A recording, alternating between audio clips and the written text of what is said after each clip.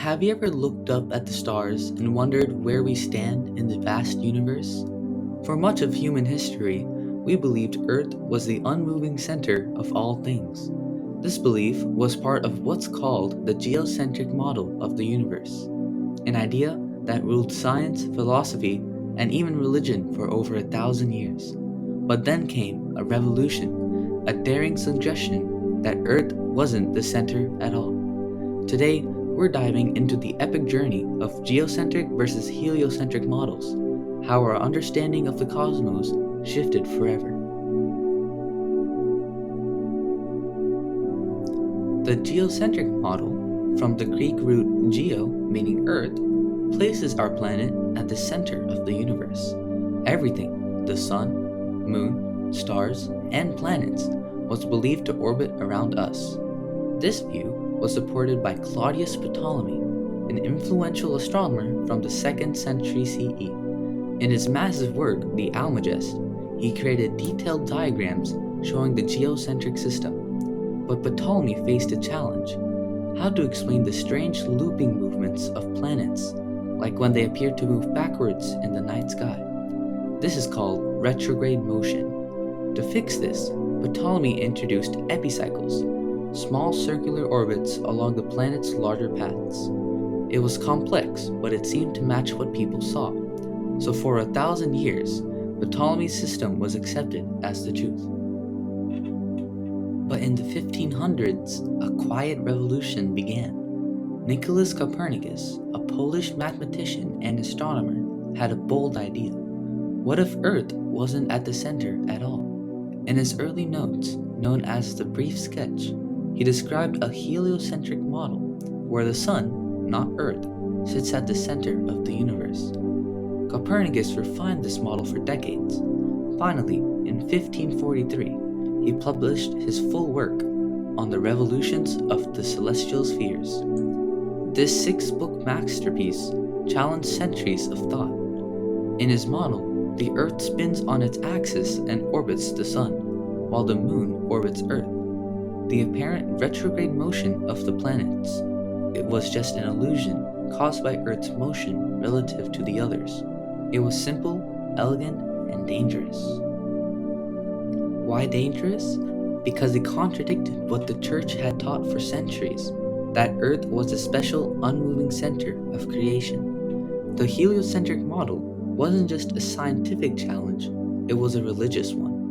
In 1616, the Roman Catholic Church officially declared that heliocentrism was contrary to the scripture. Books that supported the idea were banned. Scientists who spoke too loudly risked punishment or worse. But ideas, once planted, are hard to erase. A new tool would soon help fuel the fire: the telescope. Though there's debate about its invention, Hans Lippershey, a Dutch lensmaker, is often credited with creating the first one around 1608. Using this revolutionary device, Galileo Galilei made stunning discoveries. In 1610, he pointed his telescope at Jupiter and saw something unthinkable: moons orbiting a planet other than Earth. He also observed craters and mountains on the moon, proving that celestial bodies weren't smooth or perfect. His observations directly contradicted geocentrism. If moons could orbit Jupiter, then not everything orbited Earth. If the moon was flawed, then the heavens weren't unchanging and divine. Galileo championed Copernicus's heliocentric view, eventually leading to his trial and house arrest by the Church. However, not everyone was ready to leap fully into the idea of heliocentrism. Tycho, a brilliant Danish astronomer, tried to find middle ground. He proposed a compromise now known as the Tychonic model. In it, Earth remained stationary at the center.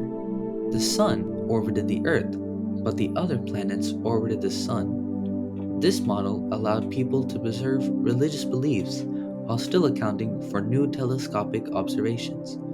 It was like scientific diplomacy, but it wouldn't last long. Tycho's assistant, Johannes Kepler, would deliver the final blow to geocentrism. Using Tycho's decades of precise planetary observations, Kepler uncovered three powerful laws of planetary motion. Number 1. Planets orbit the Sun in ellipses, not perfect circles. Number 2. They sweep out equal areas in equal times, moving faster when closer to the Sun. And number 3. A planet's distance from the Sun is mathematically related to its orbital period. These weren't just theories, they matched observations perfectly. Kepler's work cemented the heliocentric model not just as a possibility, but as a reality. The universe wasn't built around us, after all. In the end, the shift from geocentric to heliocentric wasn't just a change in astronomy, it was a complete paradigm shift. It changed how we see the heavens and how we see ourselves.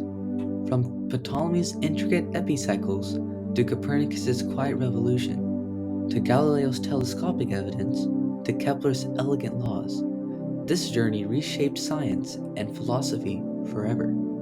Today, we know Earth is just one planet orbiting one star in one galaxy among billions. But that realization doesn't make us smaller, it makes the universe grander, and our curiosity even more powerful.